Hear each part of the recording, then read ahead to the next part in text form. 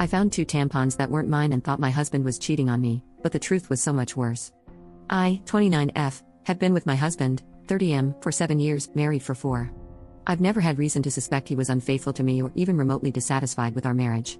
He likes to joke that we're still living the honeymoon phase nearly 5 years and 2 kids in. I wouldn't have questioned that or him, were it not for a surprise I found in his car last month. While buckling our daughter into her car seat, I noticed something slotted between the cushions. I pulled it out and saw that it was a tampon.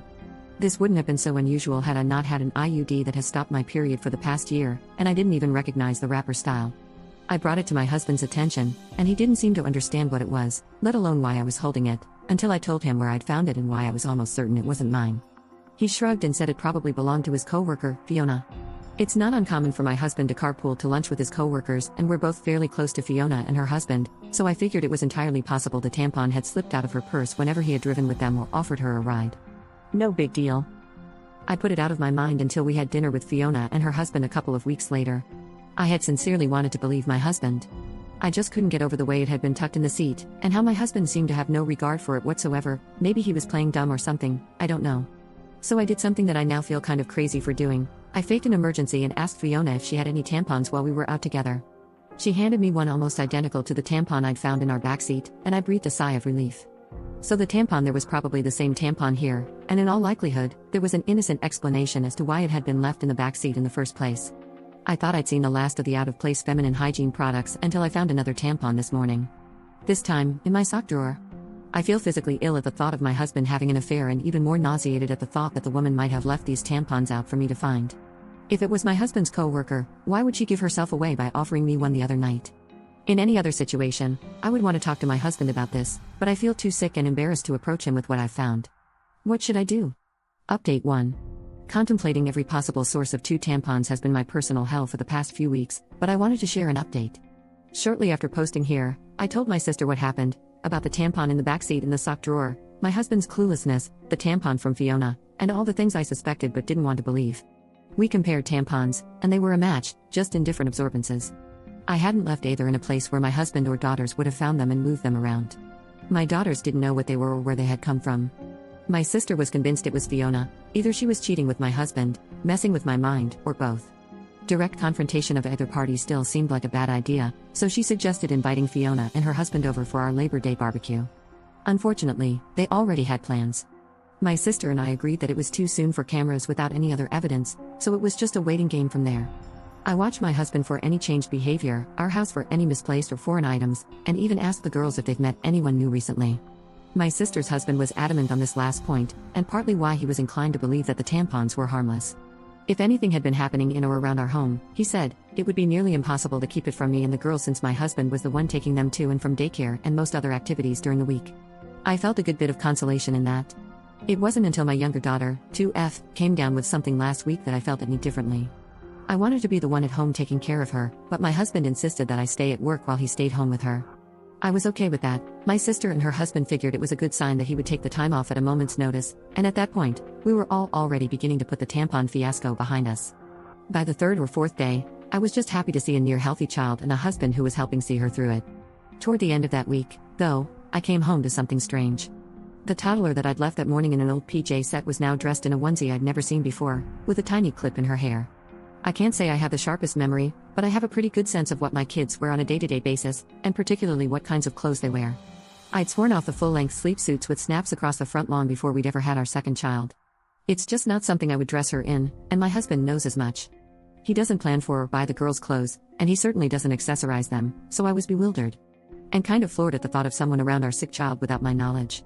I didn't think twice. I went straight to my husband to ask if anyone had been over to see him or the girls. He seemed confused, as before, and asked me why I would think that because according to him, it had just been him and the kids all day. I asked him again if someone had so much as stopped by to say hello, and he denied it. He told me to calm down. I might have lashed out and come forward with the accusations right then and there, but our older daughter was in the room, and she sensed something was up. In a calmer voice, I asked him a 3rd time if anyone had been around our children, and my husband swore that the girls hadn't been around anyone but him. He also denied buying new clothes or doing anyone's hair. With our daughter in the room and my emotions all over the place, I decided to leave it. I couldn't make sense of it then, and it hardly seems clearer now, after I've driven myself half crazy with explanations that aren't adding up. Update 2. After nearly losing my mind over a hair clip and a onesie, I realized I wasn't getting anywhere with the accusations and half-baked guesswork. I had become so absorbed in the paranoia and misery of my situation that I wasn't sleeping, eating, or caring for my kids the way I should have been. I wasn't getting any answers. So, I decided to pull the trigger on the hidden cameras and have them shipped to my sister's house, with her husband agreeing to help with the setup. However, before the cameras were delivered, I finally got my long-awaited confirmation last week. A ring notification alerted me to motion at the front door while I was at work.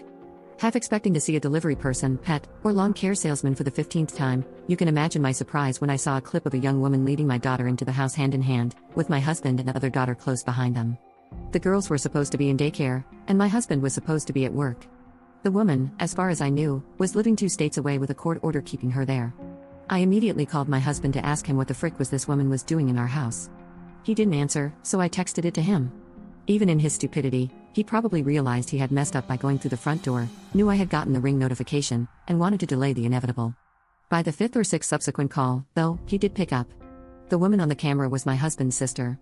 As I would come to find out later, she was the likely source of both tampons, the onesie, and the bow. She is also a registered sex offender and a recovering addict, who spent the better part of her adolescence and young adulthood coercing the silence of another one of my husband's family members after she did things to them. I hadn't seen or heard from her in years, and from the way my husband talked about her, I didn't expect I ever would. But here she was, in our house, with our children. Suffice it to say, I was livid. It wasn't an affair at all and still, somehow, infinitely more disgusting knowing who it was and why all of this had been happening. Apparently, my sister-in-law, fresh off another stint in rehab, had wanted to reconnect and make amends with people she'd hurt, and my husband was high on that list.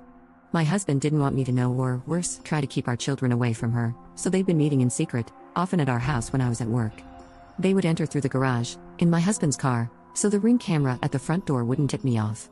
She spent the night on a weekend I had been on a business trip and slept in our bed. She babysat our girls on a night my husband told me he had dropped them off at his parents'.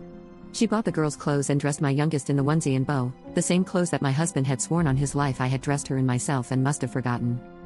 My husband swore this was all in my head. The tampons, the onesie, the bow, and all the rest. He was perfectly content to watch me agonize for weeks over a woman he insisted didn't exist, shrugging off each progressively more unsettling discovery like it was news to him and telling me I was being irrational. He insinuated that I was experiencing postpartum depression, 2 years after I'd given birth, 4 years after I'd told him that one of my biggest fears for motherhood was to suffer PPD like my mother had with me, to not be fully present for our babies, and be left with a world of guilt and regret as they grew older. He told me I wasn't sleeping enough, that I missed the girls too much, that I needed to take a step back and reevaluate the state of my mental health. I gave him the benefit of the doubt because he was my husband and because no other version of events made sense. Now, after a month of this mind frick, I have nothing to show for my trust but this pathetic situation and a lot of anger. Call the cops and a lawyer. Believe me, I'm already on it. We're going scorched earth with this motherfricker.